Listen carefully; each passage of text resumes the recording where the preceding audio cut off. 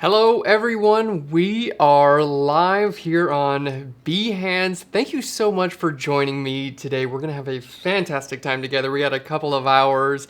Can we give a round of applause to Paul Tranny for compositing that dog head onto the painting in the last Daily Creative Challenge? That was so cool.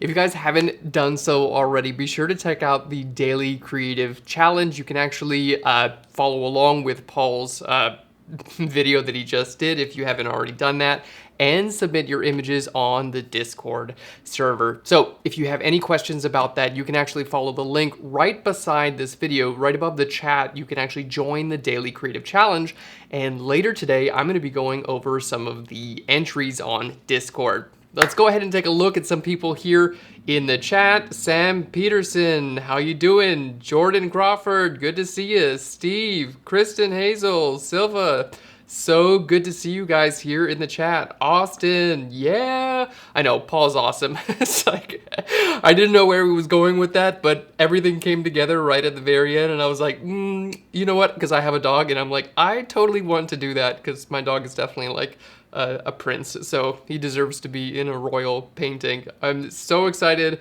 Gokhan, so good to see you. Everyone, this is such a fantastic. Justin, what's up, man? Streaming from Chicago. Justin actually works with me at Phlearn, so glad to see you on here. Not like you don't get enough of me already. Ashley, Trisha, so good to see all you guys. Welcome to the broadcast. I'm so excited about today.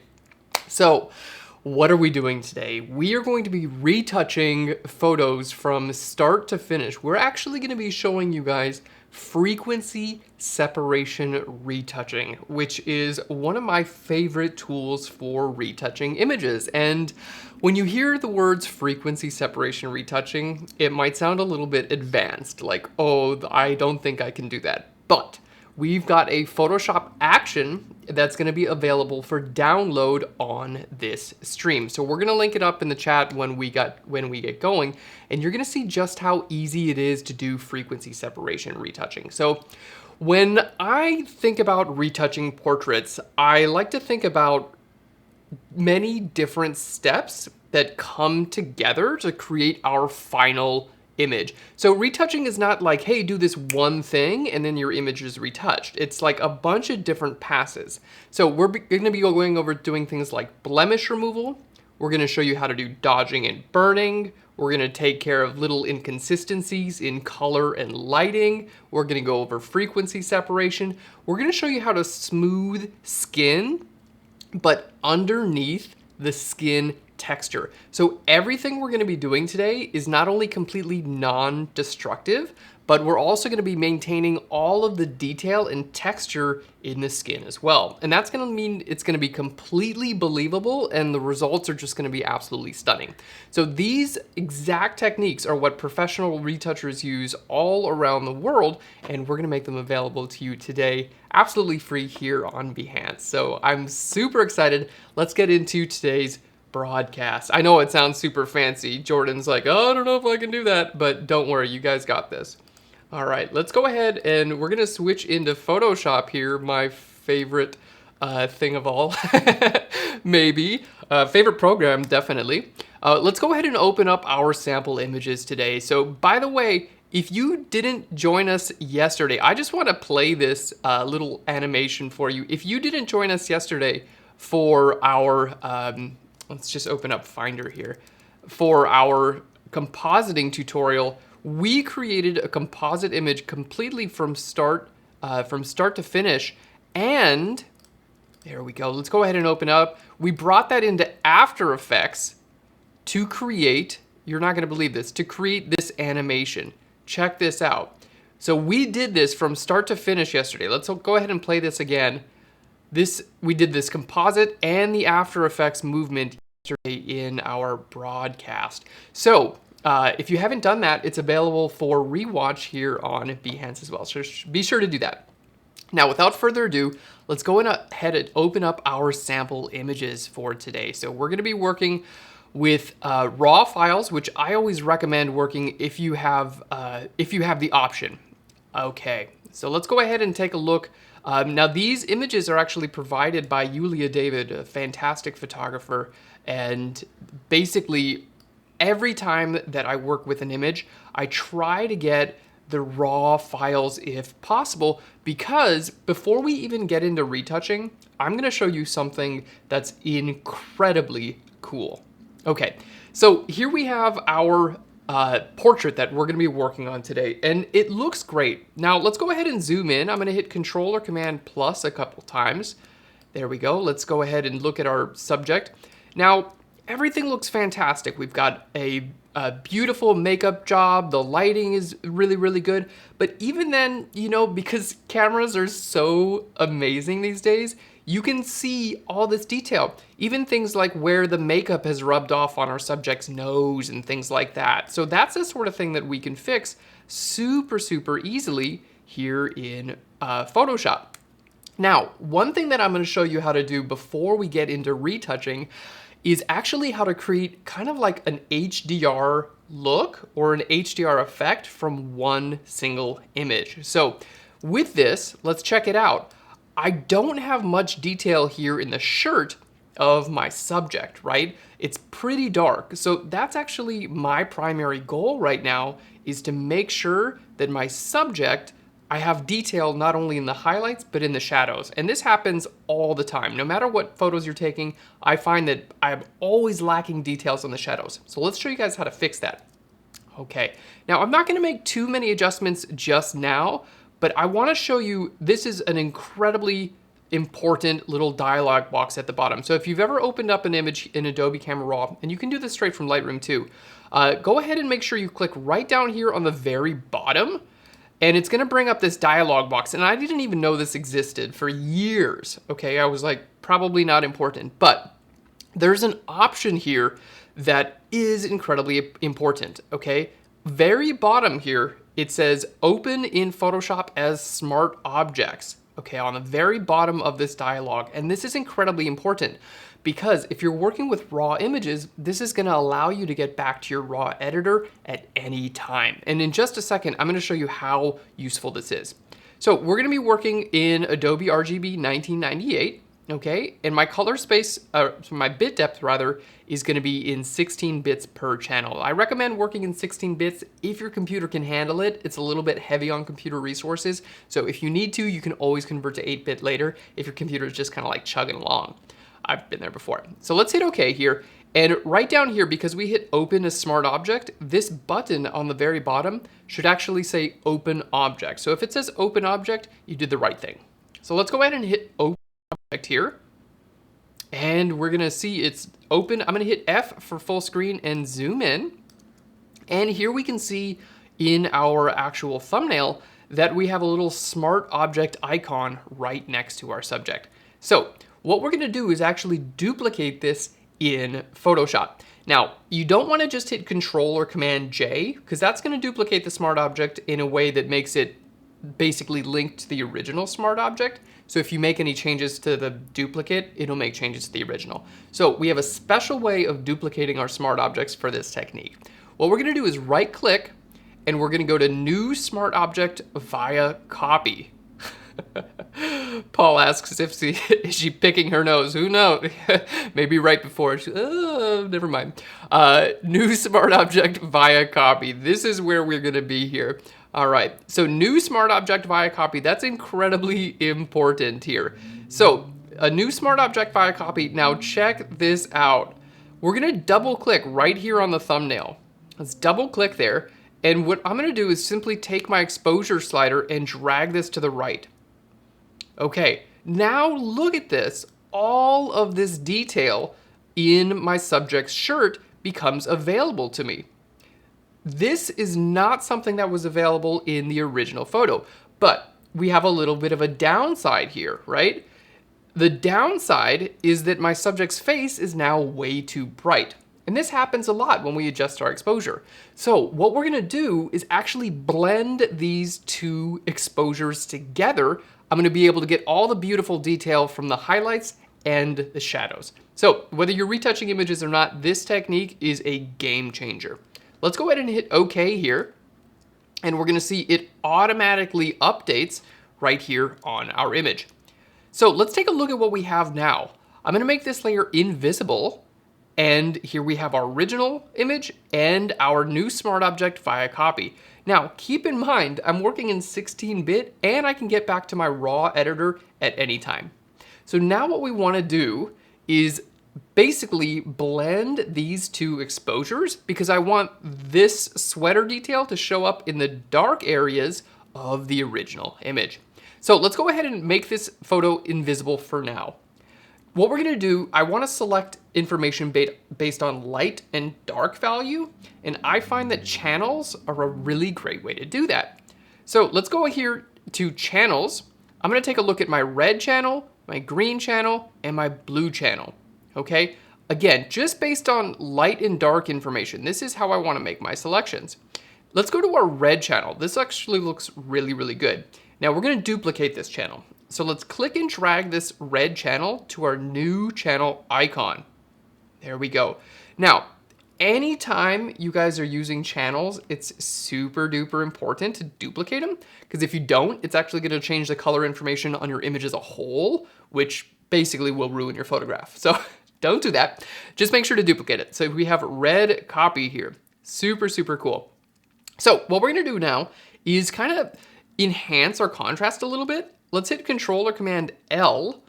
There we go. Control or Command L, and now I'm gonna bring my levels up to simply make my lights a little bit lighter. Okay, and that looks really good. Fantastic, let's hit OK. And now that our lights are a little bit lighter, we have a little bit more contrast, we can actually turn this into a selection. So if you've never used channels before, they're one of my favorite tools for turning basically any part of your image into a selection. It's super easy to do. Just hold Control or Command and click right here on the thumbnail for your channel. And you can see that the channel is selected. Alrighty, now just a quick little show of hands here in the chat, because I know you guys are lighting up. Has anyone used channels to make selections in their photos? I know this is a little bit more advanced, so I'm super interested to see if you guys are doing this here in the chat. Let me know. It'll give me a good idea of how I can work to better help you guys. All right, fantastic. So now that we've made that selection from our channel, again, just Control or Command to click on the thumbnail. I'm gonna go to my layers and let's check out what that did, okay? Now I'm gonna just make everything invisible and we're gonna paint with our brush tool. I'm just gonna paint red with my brush tool to see what that actually did. All right, so here we go. I'm painting just red with my brush tool. Okay, there we go. And you're gonna see, basically, I've got all this color and depth from my original image. Okay, now I'm gonna hit Control or Command D to deselect, and let's take a look at this. There we go. Now, I'm looking at the chat, a lot of people are new to channels, so you guys are gonna absolutely love this effect. So check that out. What I did is I made a selection from the channels, okay, from this red copy here. Now, I went ahead and just painted this on a new layer just so you guys could see what's going on. Now, as you can see, this actually basically just selected out the light areas, okay? So I selected out my light areas, but not only that, look at all this detail. It maintains 100% of the detail from your original photo, which is incredible.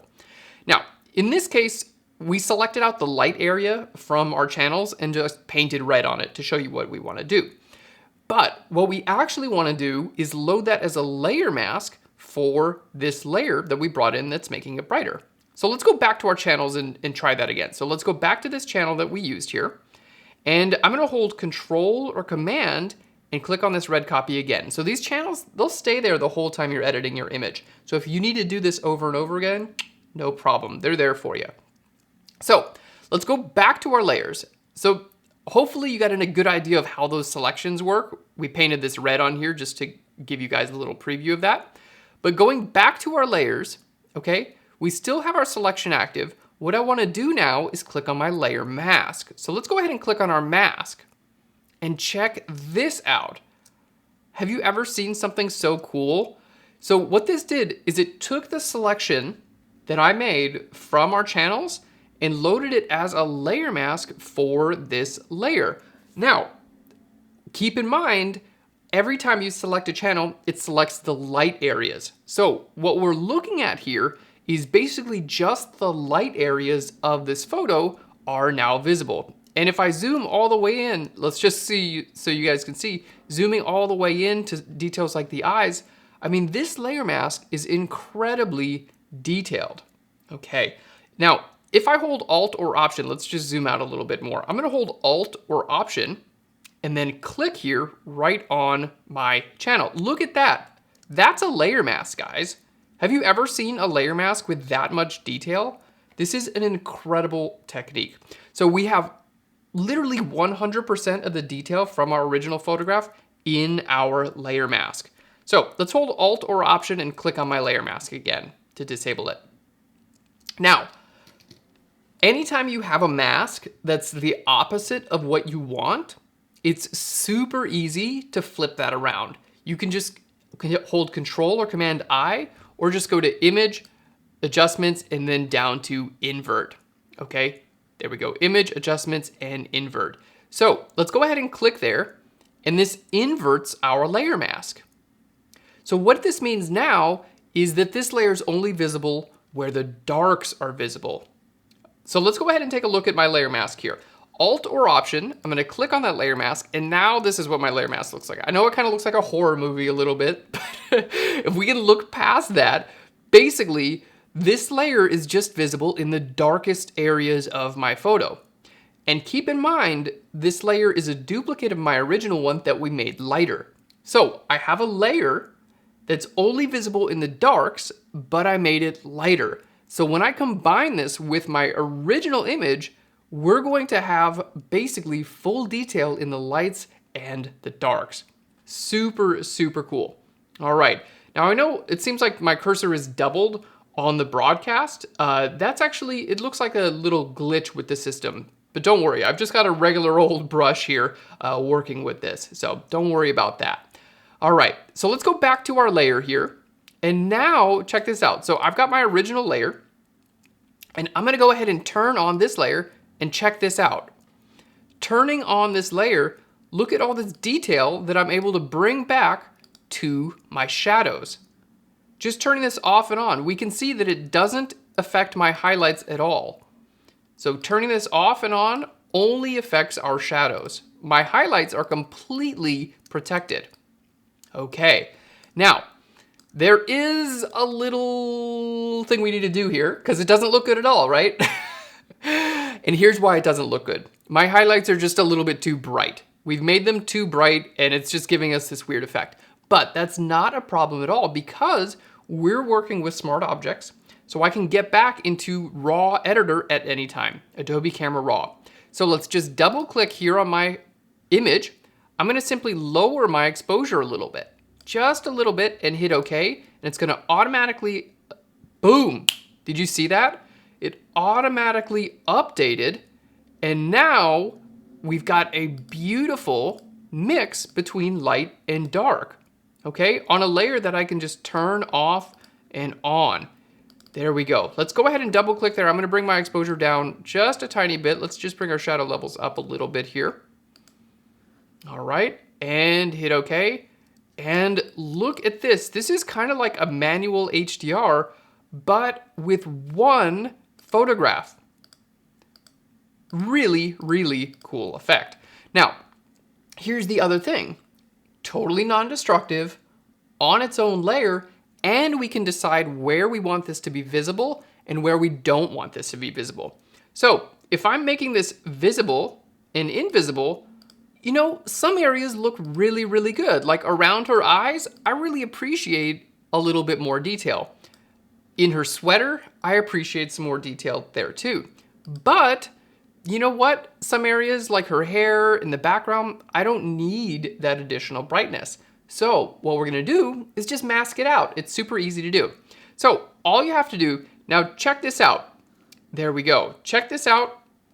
If I hold Alt or Option and click on my layer mask, this is what this layer mask looks like. Now, anytime you go through the trouble of making a detailed layer mask just like this, I don't want to start messing up this layer mask, right? Like if I want to go paint black on this layer mask, let's just paint, I'm gonna just paint with a regular old brush here, okay? So I'm gonna just paint black on this layer mask. Boom, there we go. Now, here's the deal. If I'm like, oh, I want to undo that and I paint white, well, guess what? I've lost all this detail, okay? So I don't actually want to do this. I don't want to edit this original layer mask because it has all the detail I need for my photograph. So let's go ahead and hit undo a couple times. There we go.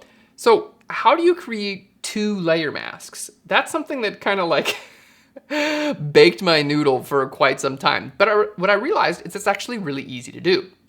All you have to do is group a layer with itself and then put a layer mask on that group. And that's exactly what we're gonna do.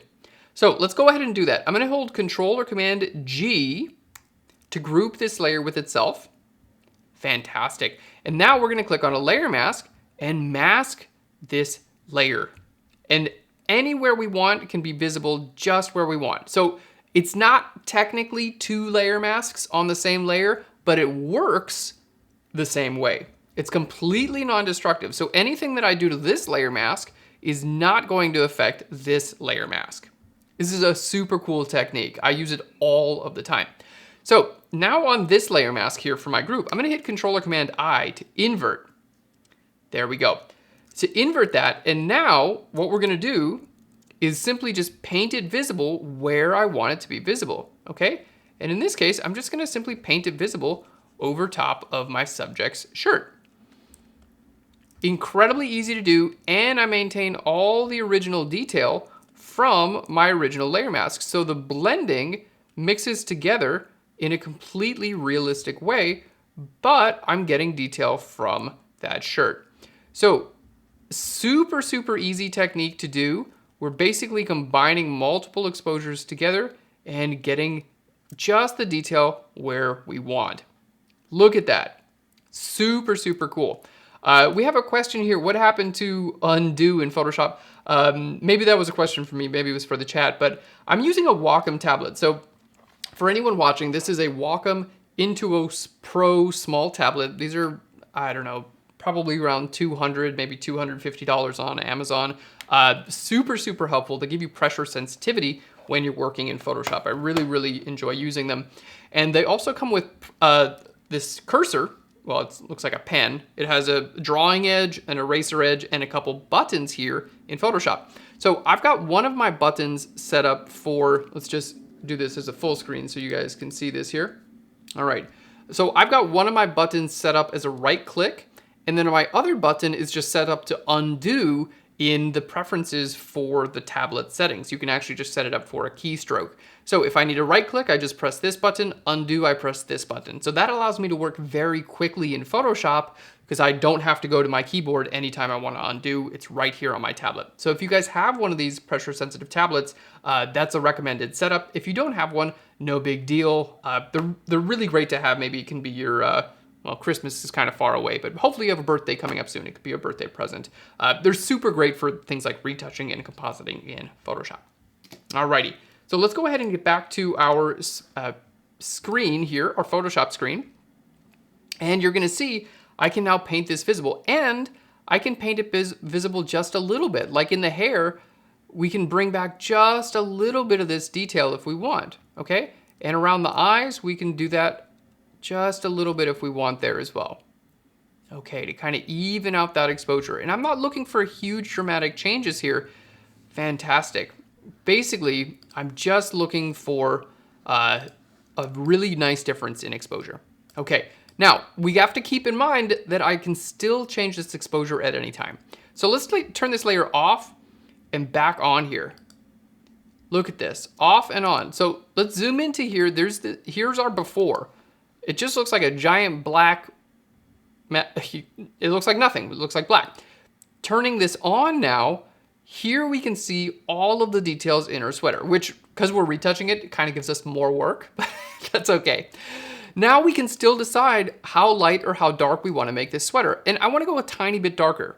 Okay, so let's just simply double click right here on our layer mask, and we're just going to make this a tiny bit darker.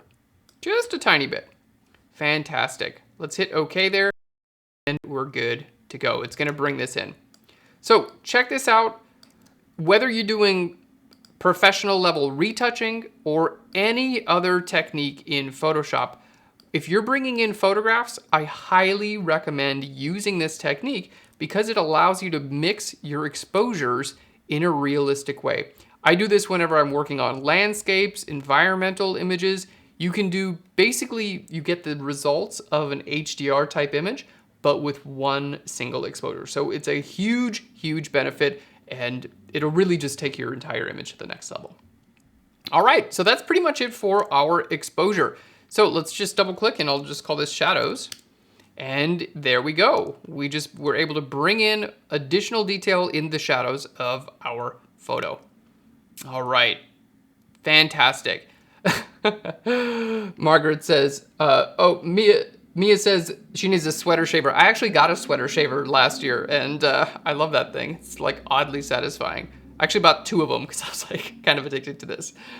I hope you guys are enjoying this. We're gonna get into our next step for retouching. So just like we talked about earlier, whenever I'm retouching portraits, I like to think of it as multiple different steps that come together to create our final result. So the first step that I recommend doing is general blemish removal. Okay, this is just getting rid of things like maybe little pimples, stray hairs, whatever you have it on her sweater. It's gonna be a lot of this like little lint and things like that. Just general blemish removal. Now, there are several tools that will help you out with blemish removal. Things like the spot healing brush tool, the clone stamp tool, and even regular healing brush tool. Now, I always recommend starting off with the spot healing brush tool because honestly, it's just the easiest thing and it works most of the time. So let's go ahead and show you guys how to do that. All right, we're gonna create a new layer. There we go. I'm gonna go ahead and hit Control or Command G here to group it with itself, and we're just gonna call this blemish removal. Okay, now the other thing that I would encourage you guys to do is to communicate with your subject or your client about what level of blemish removal they want.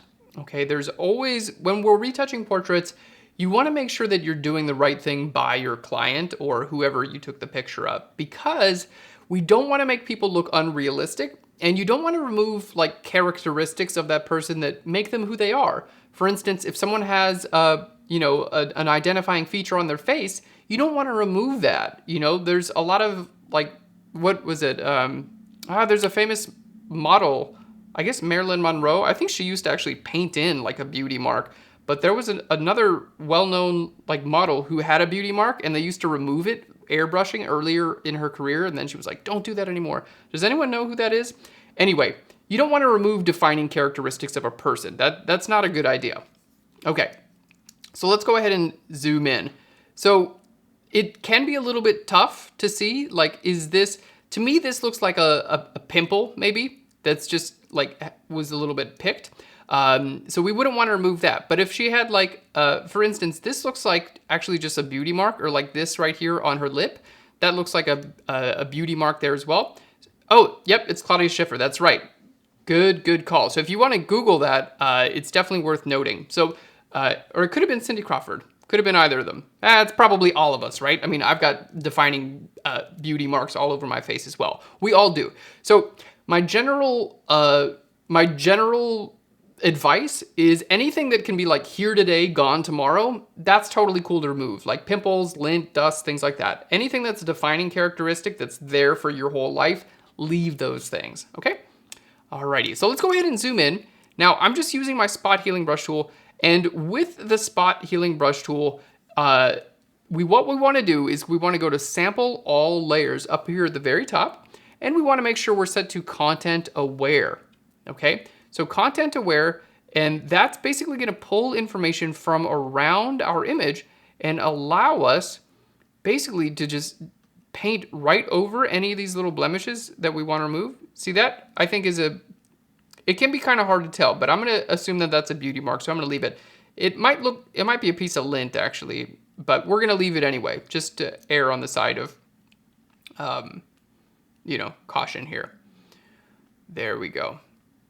Okay, so basically just going in here and painting over anything that we want to get rid of. And the spot healing brush tool, honestly, they've done so much advancements with this tool. It works incredibly well.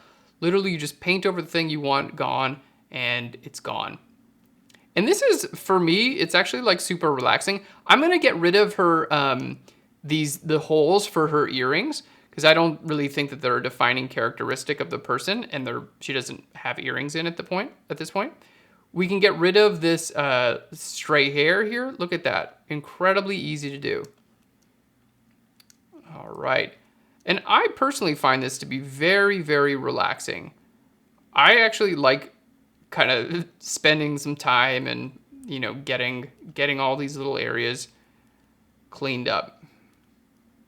All right. Beautiful. So this isn't something that you have to rush, you know, kind of take your time. I like to be pretty zoomed in when I do this process. And then I just hold down the space bar to kind of move around my image. Now I'm also going to try to find any areas, like here we have a little bit of makeup. There we go. So I'm going to paint over the edge of where that makeup kind of comes together.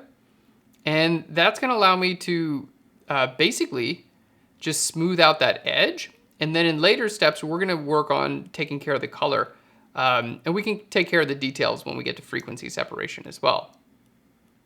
All right, little fingernails and things like that. And I mean, really, you kind of get out what you put in. So retouching is not something that I would recommend rushing. And when it comes to working with clients, everyone has their own way of working with clients. But generally what I do, because I enjoy doing, like, you know, high level retouching, but it does take a little bit of time. So when I'm working with clients, generally I'll have them pick a few images that I'll go in and retouch. You know, I'll spend a couple hours on them. And then I'll send them some other images that are like super light retouched, or, you know, if we do some close-ups, I'll retouch those a little bit more. And then images where they're a little bit farther from the camera, those I'll just do a faster retouch on them. There we are. Fantastic. So you can see I'm just kind of painting over the stuff. And, you know, there was a comment here in the chat, making this sweater brighter introduced a lot of additional details like lint and hair and things like that over the sweater. But you can see with this spot healing brush tool, I'm able to just paint right over those details and they disappear. I mean, it's almost no work, basically. There we are. Mia says, retouching can be very zen. I completely agree. I love to just like get, you know, some good music in my headphones. I'm particularly addicted to the Tron soundtrack, the Disney remake of Tron that Daft Punk did. Man, I can just listen to that over and over on repeat. So I just like jam that in my headphones and just like go to work. I'm like, shut the world out, listen to my music, retouch some photos. That's kind of the zone that I like to get into. We all have our own zones. Do you guys have any like retouching or editing jam music? Let me know in the chat here. PM asks if this is on the if this is on a new layer, and yes, this is on a new layer, so completely non-destructive. And I'm using the spot healing brush tool. You can hit J for the spot healing brush tool now. And what this allows you to do is simply paint over any blemish and it will remove it completely. Now, the benefit of doing this on a new layer is that it's non-destructive. So everything that we're going to be doing today is non-destructive, meaning you're going to be able to turn this off and on at any point in time. And that's a goal of mine for any type of editing that I do in Photoshop, because although undo is nice, if you make a mistake and you want it, you know, you want to fix it later in your process, you basically can't really do undo unless you want to undo a lot of your work. But if you make everything on new layers, then all you have to do is change that layer, add a layer mask, turn that layer off, lower the opacity, and things like that. Okay, so there are a lot of benefits to just simply working on a new layer. So I always recommend working on new layers. All right, there we go. So Steve asks if the patch tool or healing brush is better to not lose details. You find that the spot healing brush can take away details. You know, that's a good point. In some instances, I do find that the spot healing brush tool doesn't copy the right detail. So let's go ahead and show you an example there. All right, let's say I wanted to remove this little pore that's just a little bit higher. Okay, if I paint over there, that one actually did a good job, but sometimes you can see if I paint in here, it doesn't actually grab the texture that I want. Let's do a couple examples so we can see. I'm trying to get an example where it's a little bit exaggerated. Here's a good example here, okay? Let's do another one here. We'll try to get I'm trying to get the worst case scenario. Spot healing brush tool, you're working too well. Give me the worst case scenario here. Because sometimes it does just totally sample the wrong texture and you're like, no, spot healing brush tool, why did you do? It's actually doing incredibly well today. When I'm trying to get it to mess up, it's actually doing really well. All right, let's just try it here. So, big patch. Okay, let's just say that's actually a pretty good example. You can see the skin texture here from what the spot healing brush tool gave us. Not that great. So what we want to do is use the regular healing brush to sample our area. So let's just hit undo. Let's make that invisible again. So you guys can see, you know, especially around here, look, there's no skin texture here. Okay. It just pulled from the wrong area. I mean, it's an automatic tool, and to be honest, it's incredibly good. So I'm not upset with this tool at all. But let's hit undo. And if you want to make sure you sample from the exact place, if you want control, then you want to go to the regular healing brush tool. So it's located right under the spot healing brush tool. There we go. And basically here, all you have to do is hold Alt or Option. There we go. Alt or Option and simply paint here, and look at that. I'm sampling the exact texture that I want, and I'm able to replace it with the regular healing brush tool. So it's an incredibly powerful tool that allows you a little bit more control. So if you ever run into issues with your spot healing brush tool, regular healing brush tool is the way to go. And you can use this on your own layers. Now, we're also going to show you how to do this with frequency separation as well. So if you don't want to do that in this step, frequency separation is really good. Let's read in the chat for some of you guys' recommended playlists. Classic punk rock on Spotify. I got to check that out. System of a Down. Oh yeah. The Smiths. Yes. Super, super good. I'm loving these music suggestions. There's nothing better than like just getting in your zone, doing some retouching. I mean, for me anyway. You could probably think of something better, but I like doing that sort of thing.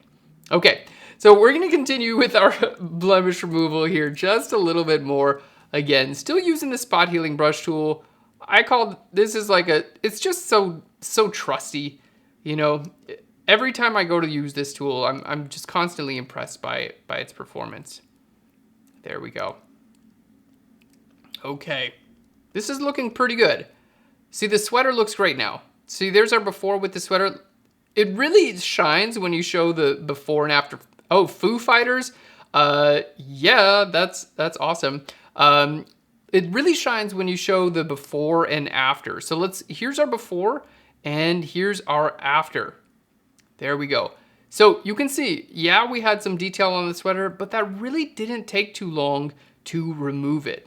All right. So really, really, really cool. So zooming in here, I'm really happy with what we've done so far. And as far as like pure blemish removal is concerned, like we're actually pretty good at this point. Like basically I'm just like, what are the distractions in this photo and how can I minimize these distractions? All right, so let's go ahead and take a look at our subject. I'm just gonna turn this off and on and we can see it. So let's go ahead and just turn this off. There's our before and the after. Okay, before and the after. So you can see already a big difference. Let's just go ahead and zoom in. Here's the before and the after. So a lot of small details we're able to take care of with this technique. Super, super cool. All right, so we're doing great. Let's switch to super look at me mode. I got bigger on the screen. Okay, so here's the deal. Whenever I'm retouching, not only do I like to think about retouching as a series of steps that I go through, okay? So what we just did, we started off working on our exposure of the image. right? So that is one step that we did, made our image a little bit better. The next step is doing some blemish removal, and that made it a little bit better. So it's always going to be a series of steps. Now, the other thing that I like to think about when I'm retouching is when I first started, I had a tendency to just zoom way in. Like I was retouching my portraits at like 500% zoom all the time, okay? So like super zoomed in. Now, that is beneficial, but here's the deal. If you look at this image on Instagram, like on your phone, and all you've done is retouching at 500% zoom, honestly, those changes are probably pretty hard to notice when they're on a smaller screen. So when I think about retouching, I'm always trying to think about small detail, medium detail, and large detail. Okay, so small, medium, and large detail. All three of those things. So when you're retouching, it can be super helpful to do that as well. So what we just did with our blemish removal, that was a small detail. I zoomed way in and I took care of small details, okay? Now it's time to work on more medium and large details. And that's where I feel like a lot of retouching, they kind of like, if you don't work on this medium and large details, then in my opinion, the retouch is a little bit on the incomplete side. So I wanna show you guys how to do that because it can make a big difference in your retouching. There we go. So let's go ahead and click on here to back to picture in picture here. Fantastic. So just to kind of like show that exact like point that I was making. So again, if I'm zoomed in here, can we see all these changes that I make? Definitely. Look at all those changes that we make. And that's small details. Now, let's go ahead and zoom out to, maybe this is how you might see it on your phone. Okay? So we're going to make this visible and invisible again. I can only see one, just that little pimple on her face. That's actually the only thing that I can even see at this zoom level. There we go. So if you were looking at this on your phone, just about all of the work that I just did wouldn't even be apparent at all on your phone. There we go. So zooming this in and out. So that is why we always want to focus on small details, medium details, and large details. All right, so just an example here. I just wanted to like hammer that home because it's super important. But now it's time to get into our medium and large details. And to do that, we're gonna use frequency separation. Now, this is one of my all-time favorite techniques, and we are including a absolutely free Photoshop action that's here on the live broadcast. So we're right below the description here. You can see there's a little bit.ly link where you can download this action. So if you guys are following along, you can download this action. And Jan Eric is asking, will we learn frequency separation? And the answer is yes, we're doing it right now. All right, I'm using the latest version of Photoshop. This is CC 2020, by the way. There we go. So let's go ahead and use our frequency separation action. So we're gonna go to Window and down to Actions. So you can go ahead and load this action. Now, if you've downloaded it from today, from that little link in the server, which I really recommend you do, just go to Window in your Actions. Then you can click on this little menu item here. Go down to Load Actions. There we go. Load actions, and then simply navigate to the Phlearn frequency separation action.atm. By the way, my name is Aaron Nace, if you guys are just joining us now, and I run actually a Photoshop education channel on YouTube called Phlearn. We actually have a subscription site as well, so it's phlearn.com, where you can learn this sort of thing and a crazy amount of additional resources like retouching, compositing, Lightroom, special effects, like a crazy amount of stuff. And we're actually having a huge sale right now. So if you guys are watching a rebroadcast, it might not happen. But if you're live, there's a big sale right now. So check that out. Anyway, so back to our Phlearn frequency separation action. Just hit open here and it'll load it right into Photoshop. Okay, and the link is right here. We're gonna link it up in the chat, and it's also below the little, below the streaming window. Okay, so now that you've opened up the Phlearn frequency separation action, you're gonna see there's actually two actions within it, okay? One for 8-bit images and one for 16-bit images. So all you have to do is go to Image and down to Mode, and here you can see whatever's checked is the action you wanna use. So in this case, we have 16 bits is checked, meaning that this is a 16-bit action, or it's a 16-bit image. So we want to make sure we use the Phlearn frequency separation for 16-bit. Looks like a lot of you guys in the chat are actually subscribers to Phlearn. Justin, awesome, man. This is so cool to actually see you here. Anne as well, thank you so much. So good to see you guys here in the chat. Okay, so we want to use the frequency separation 16-bit action because we are using a 16-bit image. So super easy to do. All you have to do is click play and it's going to tell you everything to do. So the first thing you want to do is it's going to tell you it's time to blur the skin texture.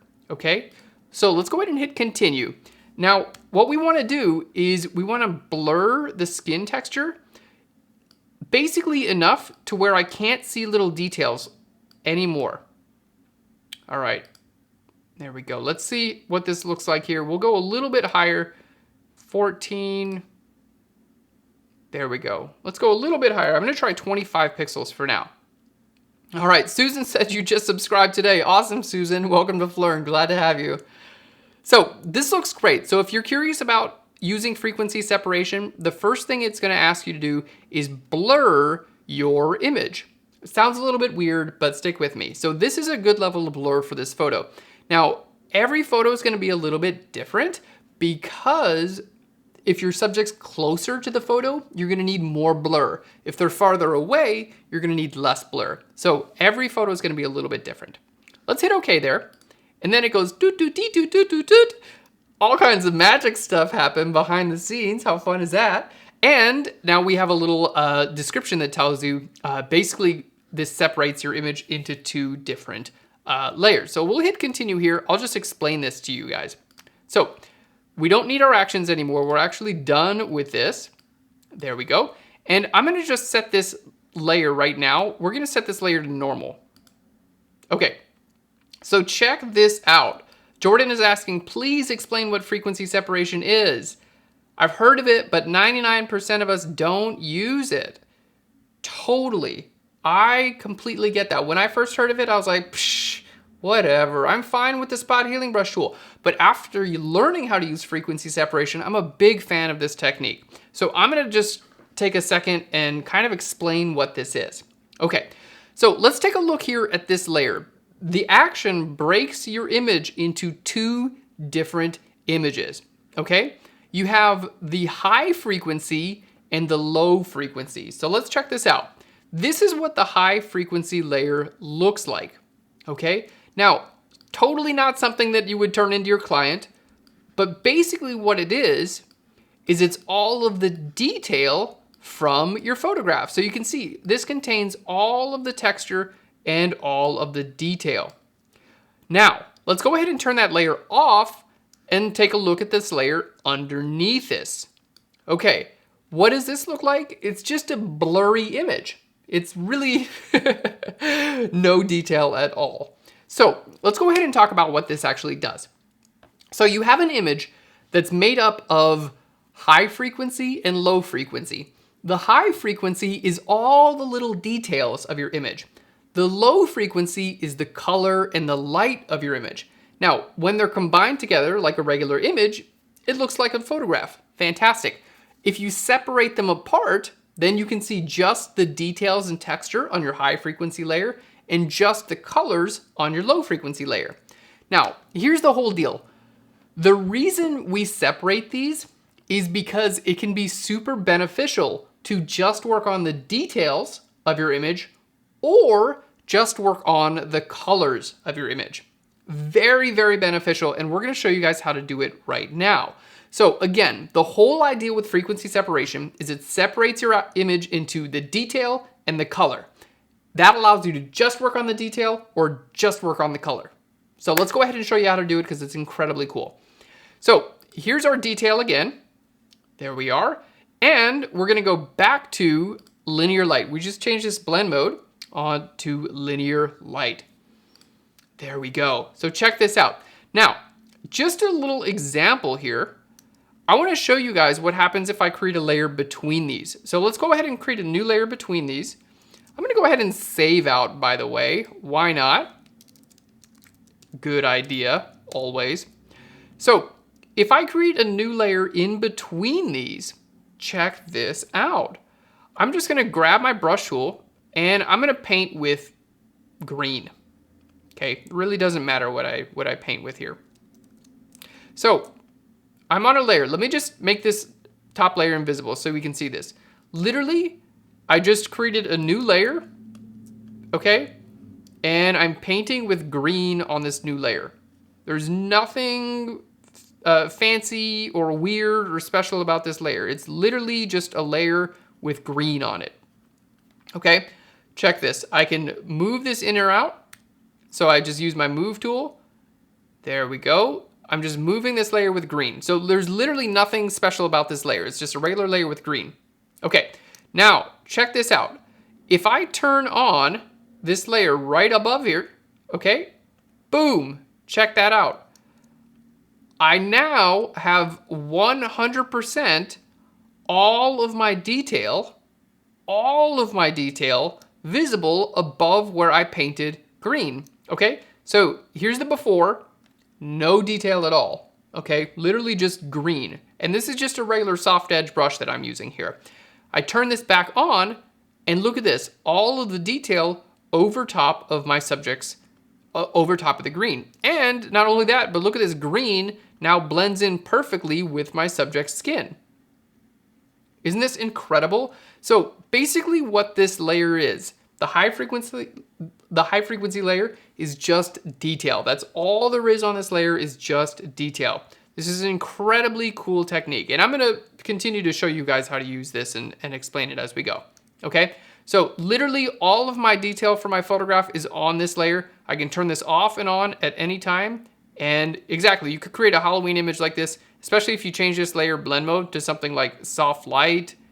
Ooh. Yeah, you could easily make someone's skin green. You can do all kinds of really fun stuff with this, including high-end professional retouching. There we go. So let's go ahead and delete that layer there. And now we can start actually using this to our benefit.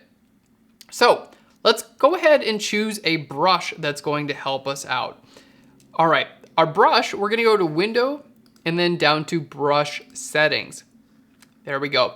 Now, I recommend using a pressure-sensitive tablet if you have one. If you don't, no big deal. I'm gonna show you the settings that I would recommend using if you have a mouse or a trackpad. Okay, so if you do have a Wacom tablet, I would recommend turning on Shape Dynamics. There we go. And then I recommend setting your minimum diameter to about 40% because you don't want it to get too small. Then here in your transfer, I recommend setting your flow jitter to pen pressure. Okay, so your flow jitter, you want to be pen pressure. I got a little error right there. Let me just unplug and then plug in my tablet again. See if that works here. Sometimes there's a little error there. So my flow jitter, I want to just set that to pen pressure. Okay, so what that means, let me just create a new layer here above everything. What that means is if I don't press hard, you can see I'm not gonna lay down much ink, but if I press harder, it's gonna start laying down a lot more. And that's with this same exact brush stroke. Okay, now, if you don't have a pressure sensitive tablet, no big deal, you can totally do this as well. What you wanna do is use your flow to determine how much ink you put down, okay? So you want a super soft edge brush. That's the real key for this technique. So make sure your softness is set to or your hardness is set to 0. It's not a softness harder, it's a hardness slider. A softness harder, a softness slider? Okay, I'm gonna twist around my tongue and say something gross here, so let's just move on. You wanna make sure the hardness of your brush is set to 0. And then you wanna set the flow of your brush down to somewhere between 3 and 5%. Okay, so to do that, you can hold Shift and use the numbers on the top of your keypad to change your flow. So if I hold Shift and hit 5, my flow goes to 50%. If I hit Shift and then 0.3, boom, that way my flow is now at 3%. So check this out. If I'm using my brush here, my cursor, what is this thing, a mouse? If I use a mouse, I'm still able to get the same type of build-up effect, okay? There we go. Let's hit Shift 0, 2. So a flow of 2%. This is very important. You want to use a very low flow for this technique, okay? Because it's all about blending. What we're going to do here is all about blending. So let's go ahead and start painting in here. And now you can see if I want a little bit of this green to show up, I can have a little bit of it show up, okay? If I want a little bit more, I can just simply paint over those areas more and more. Now, if I'm working on a large area, I want to use a large brush, okay? Large brush, large area, okay? If I'm going to work on a small area, I'm going to use a smaller brush. So open and close brackets for this. Now I realize I'm painting green on my subject and it looks totally weird and funky, and we're not actually going to be having this green in just a second. So let's go ahead and delete that layer. The reason I was painting green on my subject is just to give you a visual representation of what we're actually doing with this. Because the next technique for our frequency separation is incredibly easy, super simple to do. It's all about finesse and detail. So make sure your brush is set to a super low flow. And here's what I'm gonna do.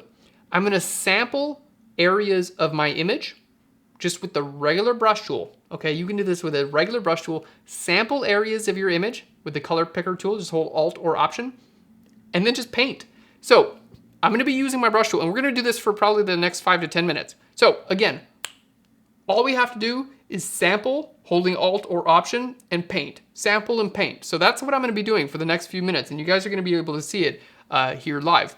But before we get into that, let's just kind of point out, because remember earlier we talked about small details, which is what we did with our blemish removal. And then we talked about medium and large details, okay? Small, medium, and large details. So medium details, let's go ahead and highlight some of these details. I'm gonna choose a different color right now. So there we go, a nice pink color. All right, and bring our brush flow up. So there we go. Our medium details, now let's take a look at our inconsistencies, okay? Where we have like light and dark areas. Okay, so we can see here, there's a little bit of a dark area around my subject's cheek. Can you guys see? If I highlight it, it's gonna make it harder to see, but there's a little bit of a dark area there. There's a little bit of a dark area here, okay? A little bit of a dark area there. We have a dark area here, right there. That area right there is a little bit dark.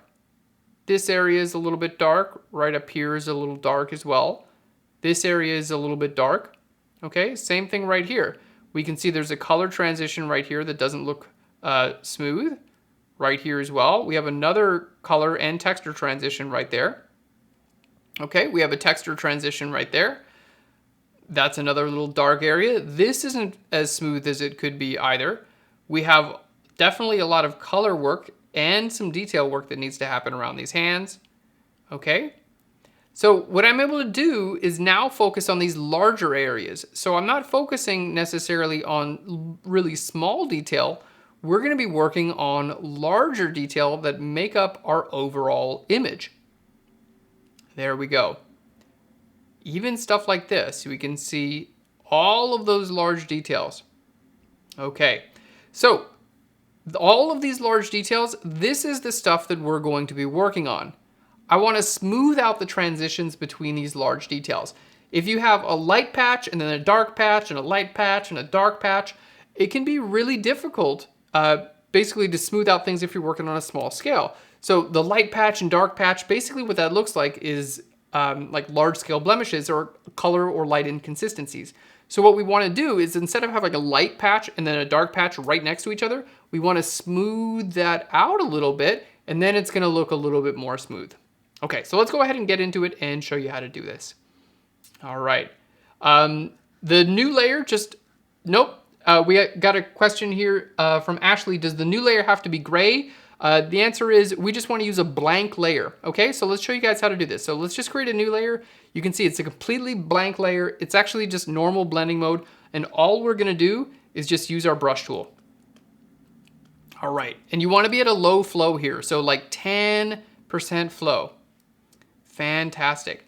So let's hold Alt or Option and sample our colors. Now, if I hold Alt or Option, you can see we have different color skin all over the face, right? So if I sample from her cheekbone, this is what this looks like now. Let's go ahead and just put this above there for now. Okay, if I sample from her cheekbone, we have this color. If I sample from her chin, there we go. Her chin looks like this. If I sample from her hand, it's that color. If I sample from her forehead, it's that color. From her nose, it looks like this. Okay, so when you first look at a face, it might not look like that many different colors, but it actually is a lot of different colors in your image. I'm just doing this to kind of like show you guys all of the different color ranges here. Okay, so all of these different color ranges, you don't just want to sample one color and just start painting around. You want to make sure you can continue to sample different areas around your photo, because if you don't, the photo's just going to get, it's going to flatten out. You're going to lose a lot of detail. It's going to become a lot less interesting because you're not going to include all this color depth and variation. Okay, so let's go ahead and show you guys how to use this technique. It's incredibly fun, super easy to do, and I recommend being a little bit farther zoomed out when you do this technique, okay? So don't go ahead and zoom in. That's for the small details. When we work on our medium and large details, you actually want to be zoomed out. Okay, so again, just choose your brush tool, super easy, just regular B for the brush tool. Now what we're gonna do is hold Alt or Option, and I'm gonna sample using like 10% flow here. I'm using a really low flow, so 10%. Okay, and I'm using a slightly large brush here. Fantastic, because I'm working on a larger area. So if you work on a larger area, use a larger brush. For smaller areas, use a smaller brush. Now, the cool thing about this technique is it actually, like, when you're doing the technique, it might even look like nothing is happening. And if that's the case, you're doing it correctly. Okay, it should kind of look like nothing is happening if you do this technique correctly, because it's supposed to be very, very subtle. This is a combination of a lot of things coming together that add up to make your final retouched image. Okay, so super subtle. So what I'm doing now is I'm sampling colors by holding Alt or Option, and then I'm simply painting over areas. So for instance, this top area, let's go ahead and zoom in. Can everyone see how this area of her skin right here is just a little bit dark right here on the very top? So what we're gonna do is zoom out. I'm gonna sample the skin that's right next to it that's a little bit lighter. So, okay, we're gonna hold Alt or Option to sample that skin. And then I'm gonna paint over the dark skin just ever so subtly, okay? Just super, super subtle. We don't wanna make a drastic effect. We just wanna make this nice and subtle. And what that's gonna help do is smooth out the transition between light and dark. Okay, now, it may look like we haven't done much to this photograph, but let me go ahead and show you guys what we have done, because it's more than what you might think. So let's go ahead and create, I'm just gonna turn the detail layer off for a second. We're gonna take a solid color layer, just make this black. Put it underneath there. Okay, so I did this just to show you guys what I've actually painted on this layer. So this layer 3, this is where we're doing all the painting. There we go. So we're doing all the painting on layer 3. I made this black layer visible just so we could see what we actually have done with this image, okay? So it's hard to see, but with that black layer, hopefully that made it a little bit easier. So let's go ahead and check this out. If I turn this layer 3, we're just gonna call this skin large details. Okay, so if I turn this layer off and on, check this out now. Turn that layer off, here's the before, and on, there's the after. Isn't this amazing? Again, here's the before and the after. We haven't really done that much. In fact, we've only done part of the image. So again, they're before and the after. Now, earlier, we talked about the difference between small scale detail and large scale detail. Now, remember we zoomed out earlier and it was really hard to tell where we had done small blemish removal because that was all small scale detail. Now we're working on large scale detail. So I'm gonna go ahead and zoom out, and you're gonna be able to see that we can actually see this detail even when we're zoomed out. So let's go ahead and zoom this out here a little bit. So zooming this out, okay, pretty small now, maybe the size that you would see on your phone. There's the before and there's the after. Again, there's the before and the after. So these are the changes that you're actually gonna see a lot more than small scale blemish removal. Again, before and the after.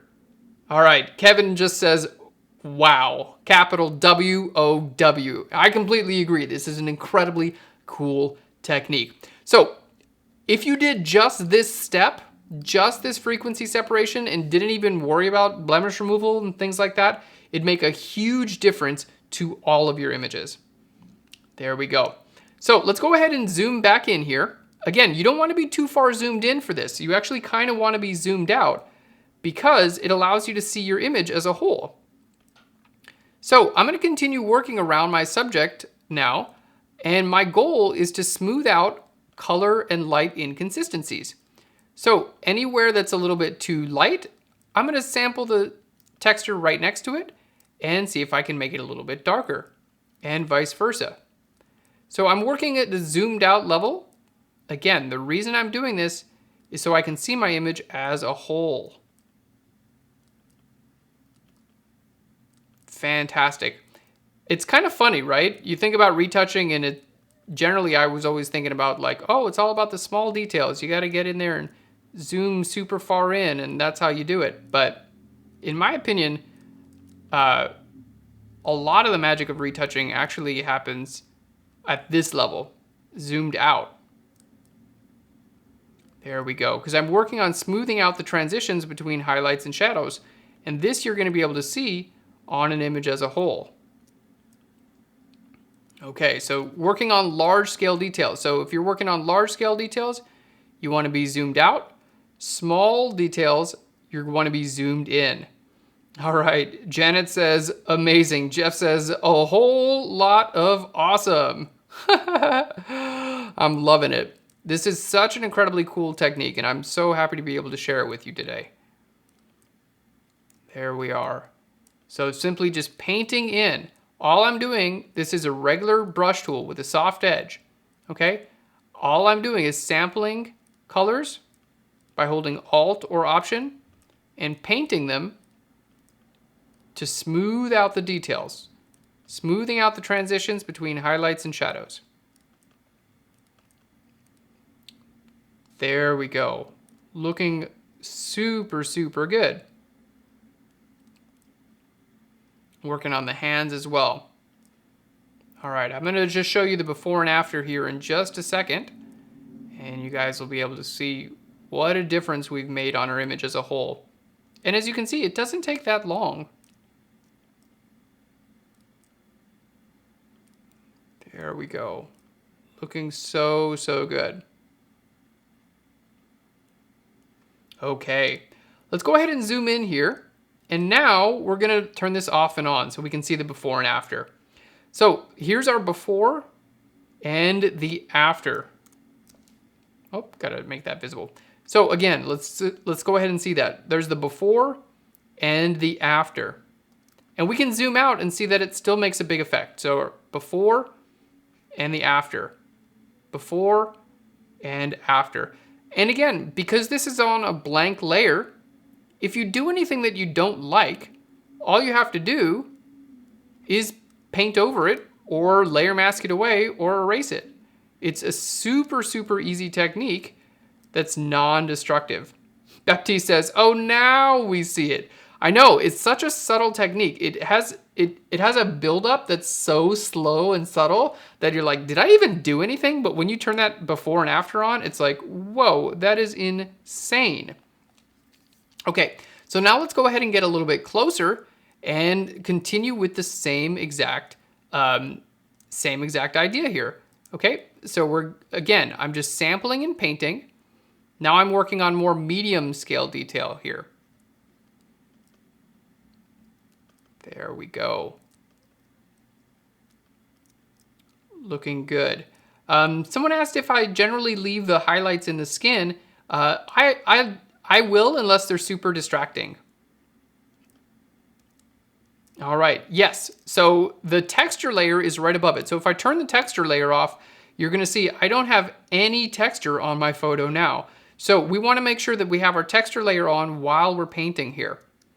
And in a second, we're actually gonna be working with the texture of our image. Because this is frequency separation, right? It's all about separating out the texture from the color.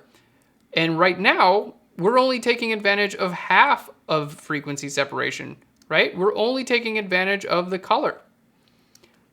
So in just a second, we're gonna switch over and start taking advantage of the color as well. There we go. Beautiful. Beautiful. All right, I'm gonna take care of this redness in her hands in just a little bit. Don't let me forget that, okay, guys? You're my you're my helper here. I need your help. All right, so this looks really, really good, and I hope you guys are enjoying this stream so far. I love retouching, and I'm so happy to share it with you. So again, let's go ahead and just turn this off and back on so we can see what a difference this makes. Now, just because we've done so much so far, then we're gonna go ahead and turn off everything that we've done so far and show you the before and after on everything. There we go. So let's go ahead and turn everything off and then back on again. So everything off, there's our before, and then back on again. And we can see that zoomed out again, just to get an idea of what we're working with. All right. So what we've done now, we was learning how to speak too. We were working on the large details, okay? And that's on a blank layer between the high frequency and the low frequency. So now what I want to do is start working on the details, okay? And the details are all tied up in my high frequency layer. So check this out. Right now it's set to linear light, but if I just set this to normal, we can get an appreciation of what this layer actually looks like. Okay, so this layer is set to normal. Now, if I want to change details on this layer, the key tool is actually the clone stamp tool. And we're gonna do that on this layer, which is super cool. So on the clone stamp tool, Jan Eriksson asked if this just works for the face. The answer is you can do this on anything. I've done this on products, I've done this on backgrounds, I've done this on environments and landscapes. You can use this technique on anything in a photo. Awesome technique. So let's change this layer blend mode back to vivid light now. Linear light rather. Okay, so now what we're gonna do is take care of the details. And the details here, basically we're gonna use the clone stamp tool, and I wanna sample just my current layer. So if you're ever using this tool, the clone stamp with this technique, and your image looks like this, it just means that you're not sampling the current layer, okay? So that's one big thing that a lot of people run into. So you wanna just be sure to change your sample to current layer, and then now we're literally just working with detail, okay? So you go from working with color and texture to now we're just working with detail. So let's go ahead and show you guys a couple areas where we can work on this detail. Like here in our subject skin, it's a little bit inconsistent. We have some highlights and shadows here. Let me just kind of point these out so before we get into it, you can see what I'm actually looking at here. Okay. So we have some skin like that, right there, just like little light and dark spots that kind of stand out and pull our attention to those areas. These are not, you know, blemishes, and if you left them there, it's not a big deal. It wouldn't be the end of the world. But these are the sort of things that we're gonna focus on, our texture layer. And again, we're just gonna use our clone stamp tool on the texture layer. So let's go ahead and hit S for the clone stamp tool. We're gonna sample texture and then paint. Keep in mind that this is literally just texture, okay? Because this layer is just texture.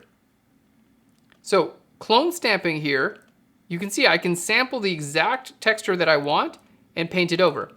Now, this technique is actually my favorite for working on texture because you don't have to worry about any type of blending, okay?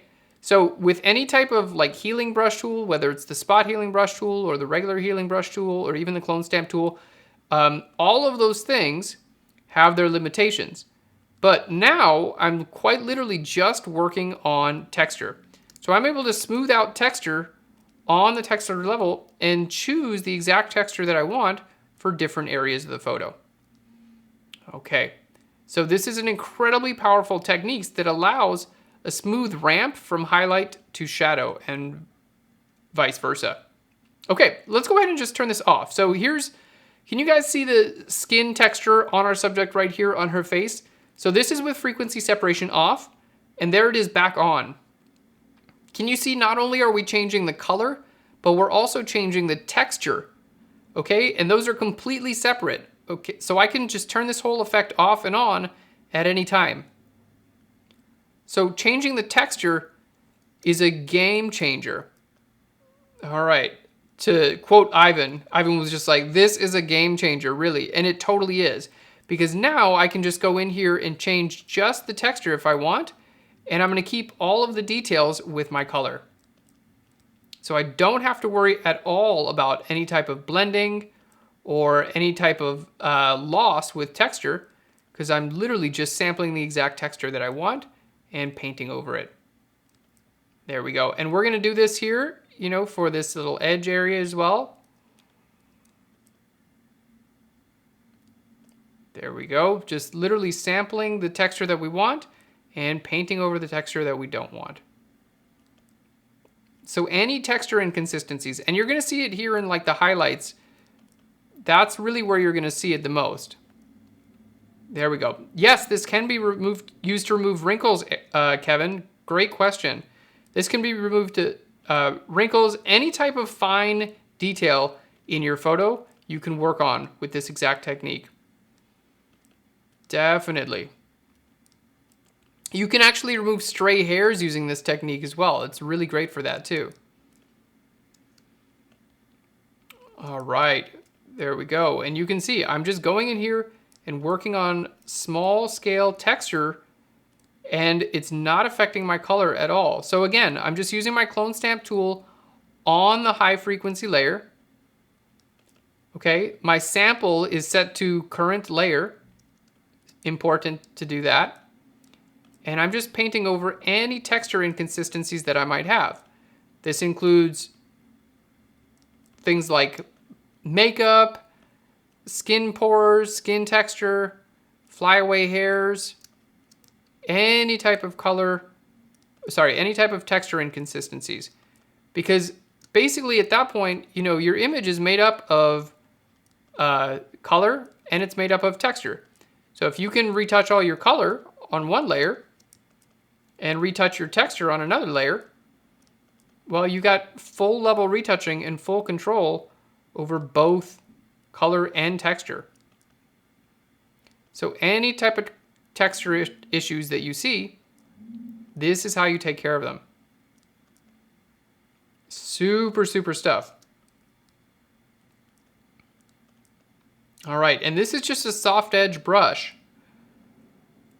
Just a regular soft edge brush with my clone stamp tool here. All right, I see a lot of great questions coming in the comments here. Thank you so much for joining me for this session, and I'm doing my best to answer your questions, so keep them coming if you have them. There we go. So you can see there was just some texture stuff going on here. So let me go ahead and change this layer from linear light back to normal, okay? And you can see that this is where I'm actually editing the texture. So I can work completely on this layer if I want to as well. See, we have a little bit of a line here. Someone asked about wrinkles. This isn't exactly like a wrinkle, okay? But if I want to just hold Alt or Option, there we go. Sample there, and then look at that. I just painted that away. Okay, this is just my texture. So I can look at this layer and I can see, oh, I just want to work on my texture. Cool, well, let's make this layer look good. And then when I just turn the blending mode back to linear light, then boom, I'm guaranteed to have great texture on my image. All right. Yes, Steve L's asking about why my cursor is doubled. I think it's a screencast issue. I'm not sure. I'm using Wirecast. This happened for my last broadcast as well. I don't know why. Seems like a weird error.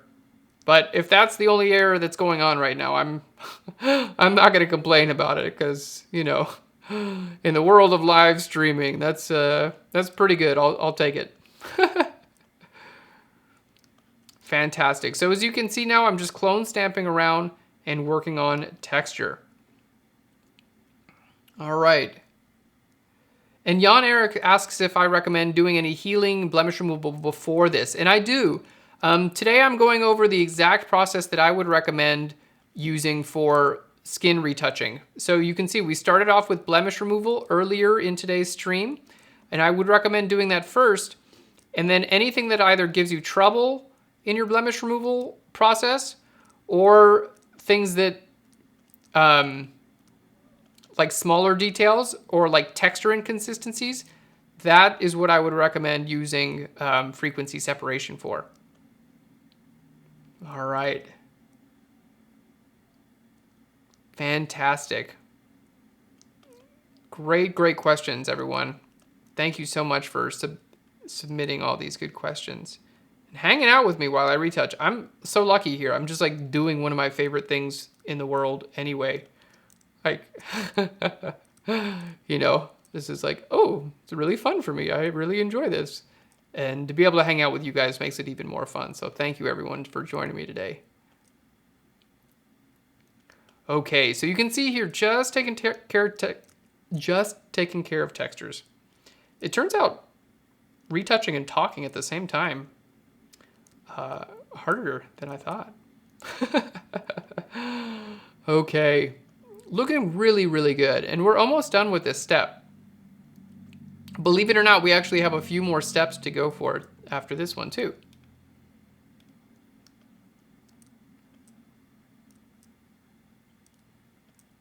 There we go. Good deal. Okay, now here's another thing that I like to do. When I'm working with images, I find that details like hands tend to have a lot of texture in them, and that can be a little bit distracting. Like you tend to look at all the detail in a person's hands. So what I like to do, let's just change this back to linear light here. What I like to do is actually remove some of the detail in people's hands. And I'm just using the same exact tool here. So still the clone stamp tool, you know, still on my high frequency layer. I'm just removing some of the wrinkles and things like that from the hand. Nothing that's like super identifiable, but just trying to reduce overall detail a little bit because I find it's just a little bit distracting. And this is it's a personal preference. So, you know, don't feel like you have to do this as well. And I don't want to make them just like smooth jello. You know, I want to make sure they still read his hands, but, you know, reducing things, especially like hangnails and stuff like that, you're just gonna, your eye's gonna go right to that little area, you know? So I really prefer to reduce some of this detail if I possibly can. All right. Steve L asks us if I'm a fan of the mixer brush with frequency separation. To be honest, I've never used the mixer brush for frequency separation, but I could see how it would definitely have some benefits. That's a super cool idea. Look at this. I'm learning along with you guys. Super cool. All right, there we go. So you can see I'm just kind of reducing the amount of detail on her fingers and things like this. All right, not going to spend too much longer doing this, but it is an important step. And like we talked about earlier in the broadcast, it's all about a bunch of little steps that add up to the final image, to the final retouch. So retouching really is about, you know, getting in there and taking your time, and anything that pulls your distraction, we can see that. All right. Jorge asks, what's the difference between working on the texture inside frequency separation and the clone stamp tool or any of those regular ones? So with the texture, we really just have one layer for the texture. So I want to make sure that I work on that layer, because if I work on a layer above it, it's really not going to have the same effect. So it's super important just for our texture work that we work on that layer. But with our color, you can actually work on layers between the texture and the base color. So high frequency and low frequency, you can see I created a layer between those. And I only created one layer in this case, but you can actually create many layers if you want. Especially if you're learning, you're kind of experimenting around, and you want to see what's working, what's not working, I would recommend creating a few layers, and that's going to allow you to test some things out while you're creating. Good question. All right, see, I'm going to go back to the hand here, and we're just going to go ahead and sample here and take a look at that. All right, so go back to the hand here, and I'm going to work on the color. So you can see it's not mutually exclusive. I don't have to finish with one technique and then go to the other. I can work on the hand a little bit here. Then I could go back to doing some texture details, and then I could go back to doing color details. I can go back and forth all day long if I want to, no problem.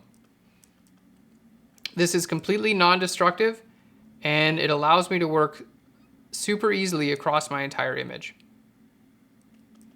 So when we're retouching, I find it's really important to pay attention to details like hands and feet and things like that too.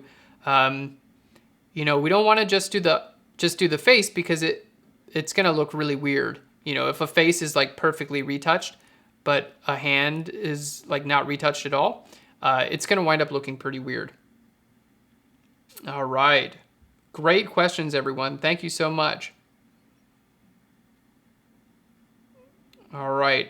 Raphael asks, what if I clone something like her mouth? If I make a mistake with her mouth, actually, I am going to go ahead and reduce some of this. Like, what if I make an accident with the mouth and then need to redo that?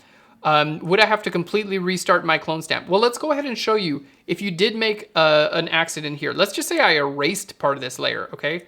I'm going to just hit E for the eraser tool, and I'm just going to erase part of this layer. So it's like, boom, all of a sudden we don't have any detail. Let's say that happens, and we don't notice it until later. So we're working somewhere else, come back an hour later, and we're like, oh man, I just erased that. Well, since it's just texture, you can simply just go back to your clone stamp tool and then clone stamp from another texture area that's similar. So you can see I was just able to fix that super quick and easy. So you can most definitely create a duplicate of your high frequency layer if you want to. That will give you a little bit more redundancy. So if that feels good in your workflow, go for it. I generally just stick to the one layer, because I am kind of just clone stamping around anyway. But whatever you feel comfortable with, that's important. You want to make sure that you can go back and make changes at any point in time and work non-destructively. So now I'm just fixing some texture inconsistencies in the lips, that basically at this level of zoom, you're really going to see these. There we go. This level of detail, rather. It's kind of funny because cameras get better and better, and it just makes retouching harder and harder, because it's like, oh, great, now I have more detail to work with. Which is actually good, because it gives us, gives us something to do. Gives us, in my case, gives me a lot to do, because I get to show you guys how to do it, which is super fun. All right, there we go. So let's go ahead and show you guys the before and after here on areas like her lips. Let me just finish these up just a second here. So it's super, super beneficial, as you can see, to just work on texture and details separately. There we go. So let's just show you the before. Here's the lips before, and here are the lips after. Okay, again, there's the before and the after with just an area like the lips. So you can see texture is super, super important when we're doing this. Okay, so let's go ahead and zoom out to level right about here and then show you the before and after.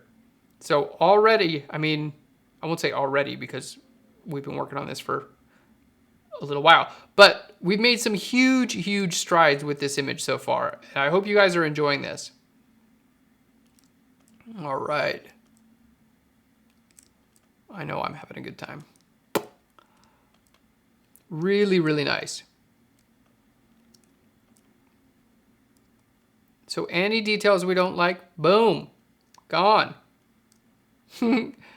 Karen says, I make this process look so easy. Well, I have done this a bunch of times, but I think that you'll find after you do this once or twice, it's really not that bad, you know, especially if you have like a step-by-step. So I'm, you know, keep in mind, it's all just little steps that add together, you know. We just started off with some blemish removal. We've got some, you know, overall skin smoothing underneath our texture. And then now I'm just working on some texture details.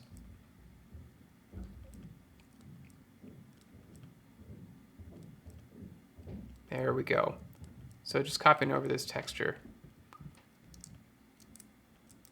And if there's any textures that you don't like or don't look realistic, just copy them from another area and paint them in. So you can add your textures with this effect as well.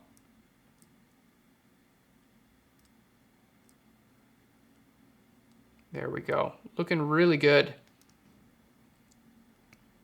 Really, really good. Okay, let's go ahead and make this entire thing visible and then invisible, and we can see what we've done here. So let's do our frequency separation. This is invisible and visible again. Look at this retouching. It's so, so cool. There's the before and the after. Now, the great thing about this is we can do this from zoomed out as well. So before and the after, okay? There's our before again. You can see the color and light inconsistencies. And here in the after, we've smoothed a lot of those over, okay?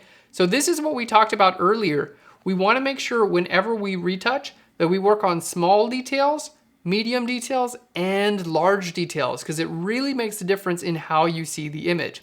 So I hope by now it's becoming like, oh yeah, that totally makes sense. Because remember, when we just did the blemish removal earlier, you couldn't even see the difference moved out. And now we can see everything. So it's really, really cool. All right, so this looks really, really good. We're gonna take just a few minutes and take a look at our Discord server for our daily creative challenge. So if you guys are joining us on Behance, right above the chat here on Behance Live, you're gonna see there's a link to register for the daily creative challenge. Earlier, Paul Tranny showed us how to cut out dogs in Photoshop for the iPad and then actually composite a dog's head onto a painting and match color. It was super, super cool. So let's go ahead and take a look at some of our entries here. I'm gonna go to our Behance. Let's just go to our current challenge. There we go. All right, and let's go ahead and take a look at some of our entries. Let me just do my screen broadcast. Here we go. So let's take a look at some of our entries. All right, Mark, my little puppy. Oh man, that looks incredibly cool, Mark. Good job. Awesome. Oh, it looks like you're holding a puppy here as well. Now, one of the things that I really enjoyed about Paul's stream was he talked about how many museums across the world have made their archives available free for download. So they're completely license free. They're available for anyone to use, and it's a really great learning tool. So here we have a few different examples. This is, I don't know if I can zoom into this a little bit more, but looks like a Dalmatian head on a Duke here. Some really, really good examples. This is from yesterday's creative challenge. Looks awesome. And no pets, but looks like you were able to, vultures. You always thought that vultures got a raw deal. So you were able to put a vulture and ant. Great job matching the color from the painting to the vulture's head. Honestly, it looks completely seamless. I looked at this and I just thought it was a painting. So really, really cool job there. If you guys haven't already joined the Photoshop in the Behance Discord, be sure to do so. Looks like we have a similar painting here with a different dog. My dog Koa, he's upstairs right now. I'm gonna definitely do this with him later here. These are so cool, and props to Paul for, you know, for teaching this, because everyone's doing such a great job. Angie, nice. I love these creative challenges. People are doing such a great job. Now that I know that was literally right before my stream, so we don't have a ton of entries just yet, but be sure to enter them in the Daily Creative Challenge. We're going to be reviewing them all day long, and good job to everyone who's entered the Daily Creative Challenge so far. Super cool to see your entries here. Alrighty. Well, let's go ahead and get back into Photoshop. We've got plenty more to show you here. Plenty more things that I want to show you. I think our retouch is looking great. Now, there's still some things that I want to do with this photo because we haven't done any dodging and burning, and we haven't done any color correction. So let's go ahead and take a look at our color correction. I'm going to make a new layer just to show you guys, you know, kind of what we're thinking of here. All right. We're going to grab our color. We're just going to grab like a purple color here to show you guys. And let's go ahead and point out some areas that are very common in photographs to have like some color inconsistencies. It's a lot of like hands and feet. For some reason, I think it just has to do with blood flow. Like hands and feet tend to be like very different colors than other parts of the body. And I think this is true in real life, but we usually just don't pay attention to it. In photographs, however, it becomes super obvious. So let's go ahead and point out some of these things. I went ahead and painted over a little bit, but here we can see in our image, you can see a lot of red. I'm gonna choose a different color so we can see a little bit better. Okay, we can see a lot of red in our subject's hands, especially in the original. I actually took away some of the red when I did my frequency separation, but we can see there's a lot of red areas in our subject's hands that don't necessarily match the red in our subject's skin. We also have a little bit of it here as well, and we just want to make sure this is really my target. Okay, so we're going to put a big checkbox next to this one. This is really like our target color range for this image. See how natural and nice the skin looks here?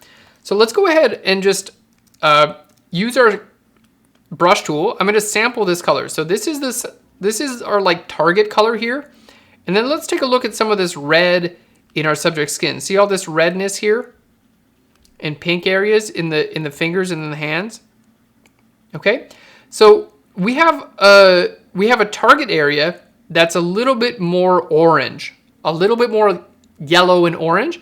And then here my subject skin, you can see it's a lot more red and it's a lot more pink. Okay. So what I want to do is select that color range and then shift it.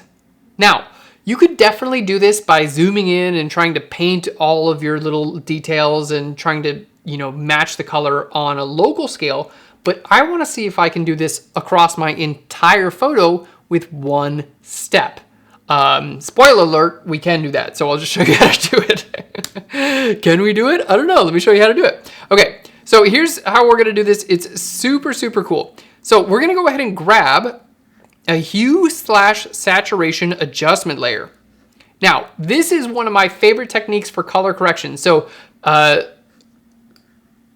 watch me do it. Let's do it together. I don't know what to say. You'll like it. It's great. Let's do it. Okay. So what we're going to do is we're going to grab a hue/saturation adjustment layer. Let's go ahead and make this bigger so we can see what we're doing here. There we go. Hue/saturation adjustment layer. So let's go ahead and where it says master, we're going to go ahead and change this color to red. So we're going to start with reds. Now, if I take the hue slider and I start adjusting the hue, we can see that it's actually affecting like a large range of pixels in my image, right? It's affecting basically my entire subject and my entire background. Okay, So what we want to do now is actually refine this a little bit better. So if you select a color range right here, there's a little drop down from master. So master on the top, and then it'll say reds. So what we want to do is use this slider right here on the bottom. I can click here in the middle and start to drag left and right and start to affect different areas. Check this out. Such a cool technique. Now, right about here, what is this highlighting? Check this out. It's starting to highlight more of the tan colors in our subject's face, and we can see that on our subject, right? Now, again, I've cranked up my hue way to the right, and it's giving me a visual indication of where this layer is actually editing. Now, if I go to the left, okay, we're getting another visual indication of where we're editing. But check this out now. What is being highlighted now? So let's go right to about here. And can you guys see what's actually being highlighted here?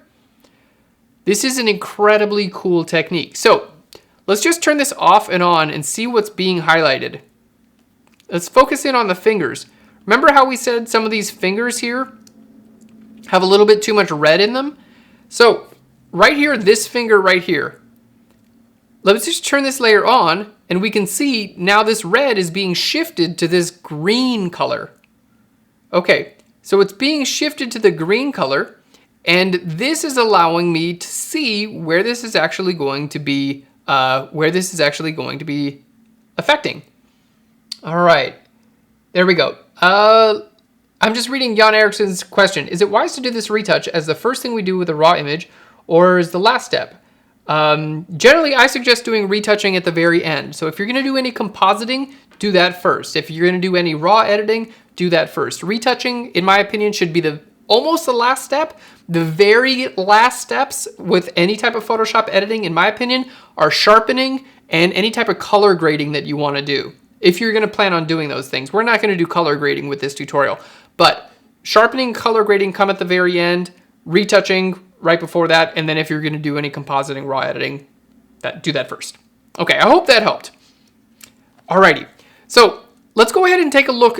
Now, this hue saturation adjustment layer, it might not look like it's actually doing much benefit right now, but what we did is we were able to target just the reds in our subject's skin.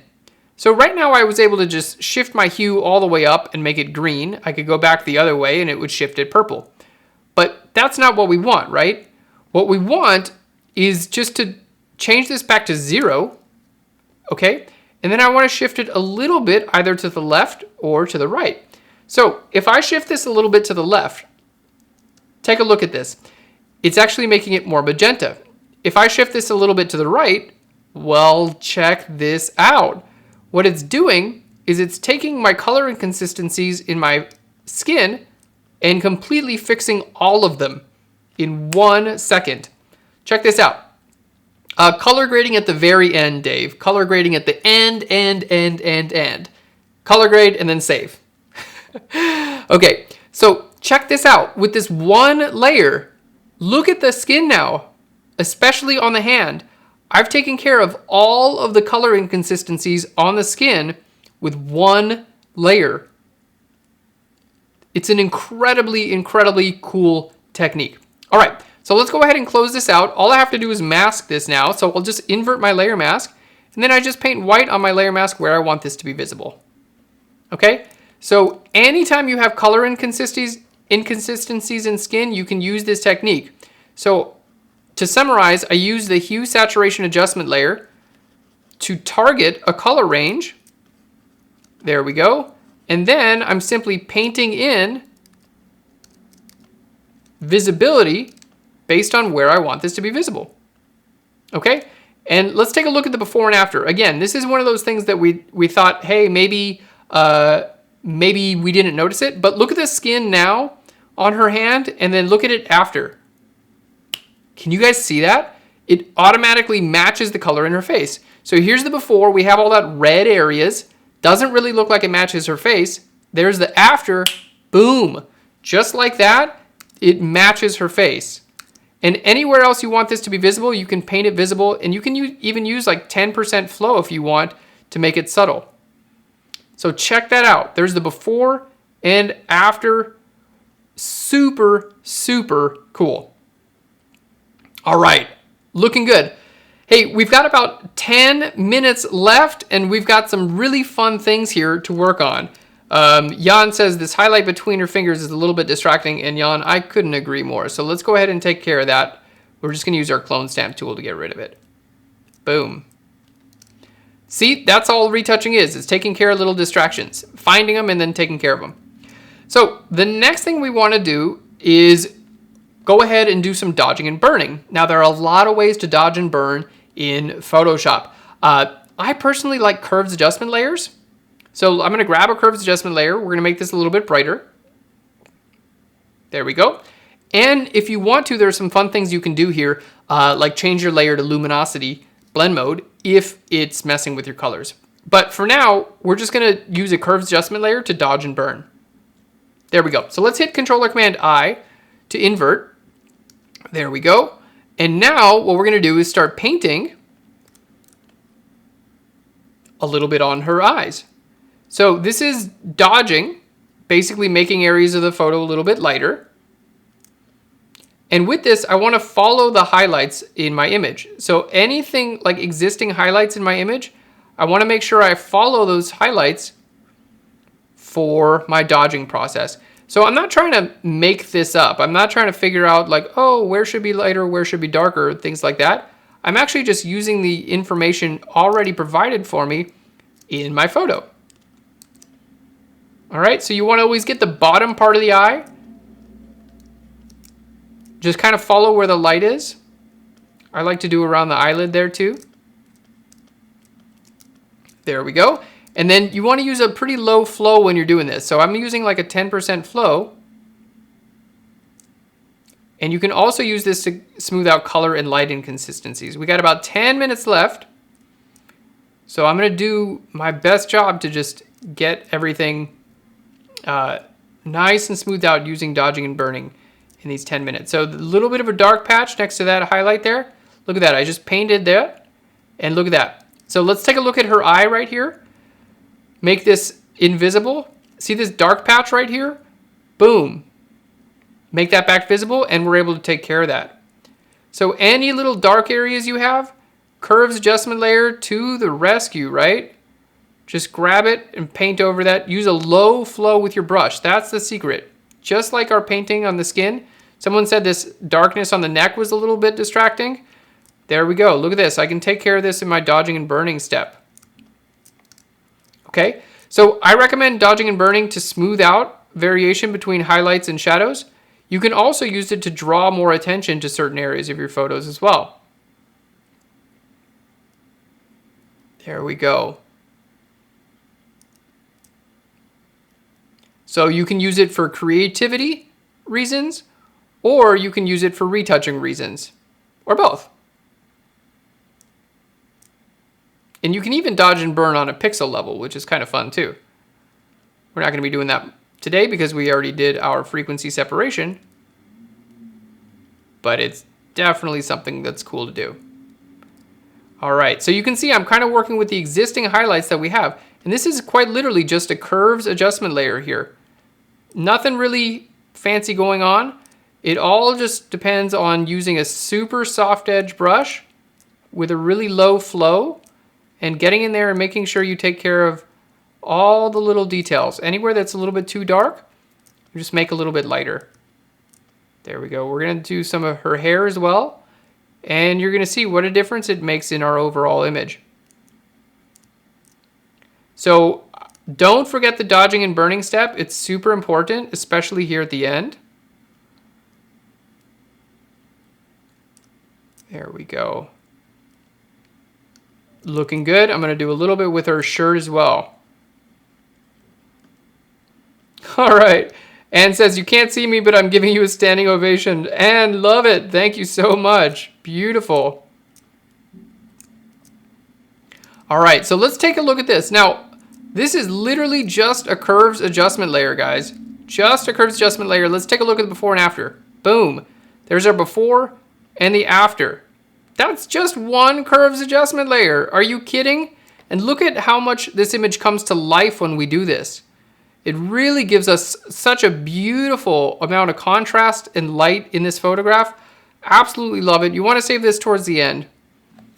We're going to make this a little bit darker here, and I'm just going to go around a couple areas, and like right here in the folds of her eyes, we're just going to make those a little bit darker, and it's going to make the lights seem a little bit lighter. There we go. So generally, when it comes to dodging and burning, generally I'll do more dodging, which is lighter, and not as much burning. That's a general rule of mine. I mean, not a rule, but I've just found that that's generally worked for me. There we go. So just a little bit of burning in there. Burning is making it darker, and I'm just kind of following the natural contours of her face. Looking so, so good. All right, let's go ahead and make all those a group together, and we'll just color and light. Guys, we're almost done. We just got a couple more minutes here. The last thing we want to do, I'm going to go to Window and Actions. I just want to sharpen.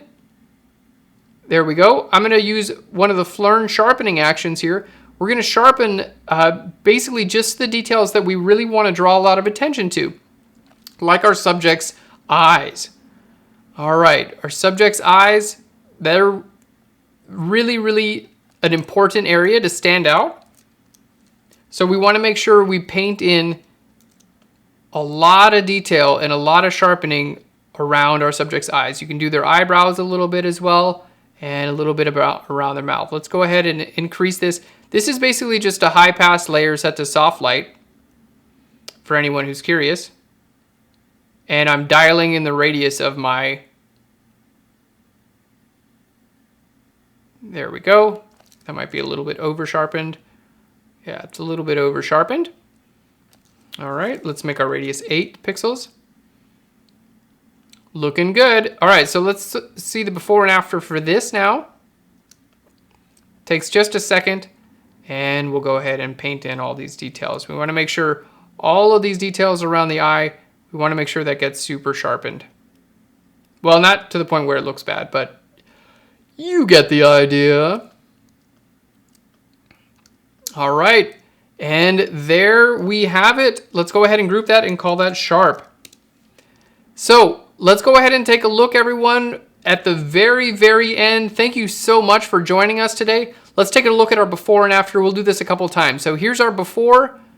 This is straight. Well, actually, this is after our exposure adjustments. Let's go through everything. Sorry, it's before the exposure adjustment. So here's our straight out of camera, and here's what we've done today. How incredible is that? We did everything on today's stream live. Thank you so much for joining me. So let's go ahead and turn all these off and back on again to see everything that we've done today. There we go. One more time, off and then back on. That's my favorite thing. So let's go back through it and show you guys. We started off with our base image. We brought in our shadow detail, blemish removal. Then we ran into frequency separation. We worked with color and light, and then we added sharpening at the very end. All right, we can see that we have 100% of the detail in our photograph. Everything that we've done today is completely non-destructive. We haven't removed any skin detail. I can zoom in to literally 400% detail, and you can see we have skin detail retained in our entire photograph. Our details look great zoomed in as well as zoomed out. Alrighty.